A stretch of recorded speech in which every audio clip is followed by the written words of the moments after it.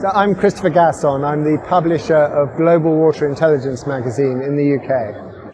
Well, for our organisation, it's a huge sort of communications challenge. I mean, we are a communications business, and as I see it, this whole climate change resilience is going to change every single aspect of the water sector. If you think about it, we are perhaps 2% responsible as a sector for greenhouse gas emissions.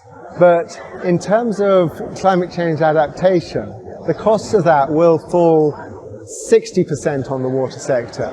And unless the water sector gets fully engaged with that as a challenge, it's going to be extraordinarily painful for everyone, not just the people working in the water sector, but all the people who expect water services and water to be delivered in a safe and timely manner. I think the first thing to say about the water sector is that it's enormously fragmented. My best guess is that there are about 300,000 water utilities in the world.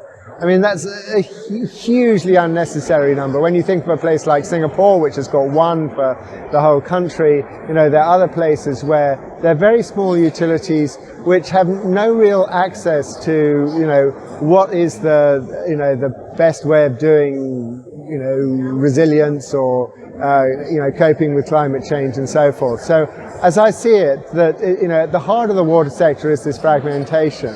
And the challenge, and I think it's one that the ADB are rising to, is how do we communicate what is the full menu of solutions, of best practice to this incredibly fragmented sector.